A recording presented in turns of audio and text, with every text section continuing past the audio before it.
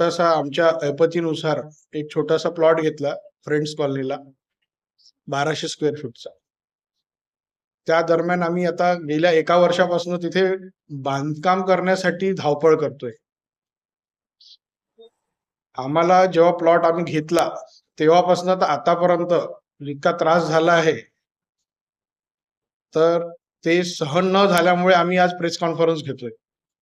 एक शासनाची जी मदत लागायला पाहिजे आणि जे ज्याप्रमाणे आमचं डॉक्युमेंट्स क्लिअर असल्यावर पण जो आम्हाला त्रास होतोय, त्यासाठी आम्ही आज प्रेस कॉन्फरन्स घेतो. आमचे जे होते ते गणेश बोडखे होते, पहिलेचे जे मालक होते, त्यांच्याकडनं आम्ही प्लॉट घेतला.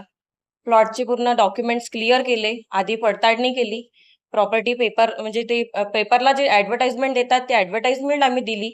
त्याच्यानंतरच आम्ही पूर्ण जी प्रोसिजर आहे ती केली.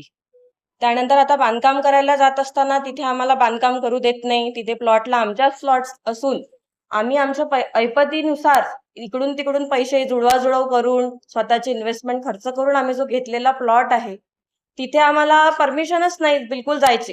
तिथे दुसरे कोणी जाऊ शकतात, फक्त आम्हाला सोडून तिथे सगळे जाऊ शकतात. तिथे गेले असता आम्हाला जीवे मारण्याची धमकी, पोलिसांसमोर कापून टाकायची धमकी, अशा धमकी देत असतात तिथे सगळे. पण तिथे कोणाचाच काही इंटरफेरन्स नसतो की बा तुम्ही अशा धमकी का बरं देताय त्यांना. त्यांचा प्लॉट आहे, त्यांचा खासगी प्लॉट आहे, ते कधीही येऊ शकतात. नाही, आमच्याकडे जे डॉक्युमेंट्स आहेत ते खोटे आहे. आमचं जे म्हणणं आहे ते सगळं खोटं आहे. बाकी जे आम्हाला तिथे यायला इंटरप्ट करतात आहे ते सगळे खरे आहे. एवढंच आमचं म्हणणं आहे की आम्हाला फक्त बांधकाम करायचं आहे तिथे, पण बांधकाम करायला तिथे आम्हाला जायला तर आधी जागा पाहिजे. तिथे त्यांच्या आतापर्यंत आम्ही सहन केलं, खूप सहन केलं. आतापर्यंत पोलिसांनी आम्हाला काही साथ नाही दिली, काही नाही दिली. पण आता गेल्या 15 दिवसाआधी त्यांच्यावरती जे पण काही लोक आहेत त्याच्यामध्ये आपल्या तथागतीत ज्वालाताई धोटे आहेत, त्याच्यानंतर लक्ष्मण पाटील, सुरेंद्र तायवाडे, प्रतीक तायवाडे, वर्षा गुप्ता, विजय गुप्ता यांच्यावरती FIR नोंद केलेली आहे. पण त्याच्यावरती पण काय प्रोसेस झालाय हे माहिती नाही. आमची जागा जी आहे ती आमच्या जागेवरती आहे. मंदिराची जी जागा आहे ती वेगळी आहे. मंदिर आणि आमचा याच्याशी काहीच संबंध नाही आमचा. ठीक आहे. आमचा 1200 स्क्वेअर फूट प्लॉट आम्ही मोजण्यासाठी टाकला होता. मागे सरकारी जागा आहे, तहसीलदारानेही मोजणी टाकली होती. पण गेल्या 2 मोजणीमध्ये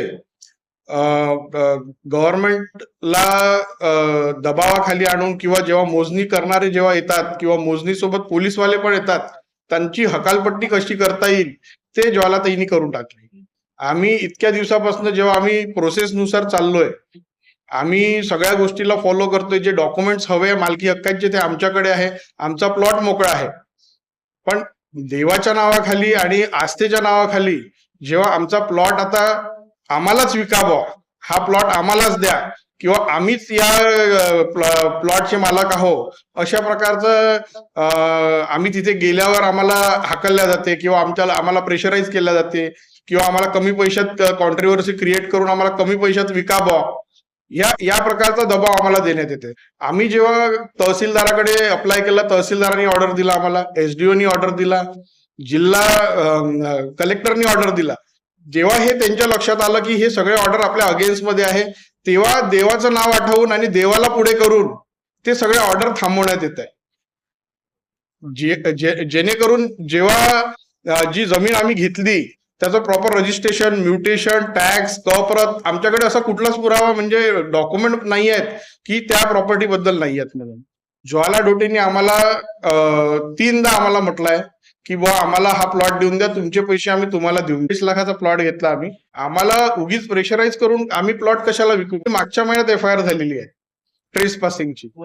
त्यानंतर आता गेले 8 दिवस आणि हे 5 दिवस 13 दिवस उलटून गेले, पण अजूनही सूचनापत्र नाही दिलंय त्यांना बोलवून. म्हणजे त्यांना माहित पण नाही का त्यांची FIR झाली. आम्हाला धमक्या पण आल्यात आणि आम्हाला दबाव दुसऱ्याकडून आणि जे त्यांच्या संबंधित व्यक्तींकडनं पण फोन आले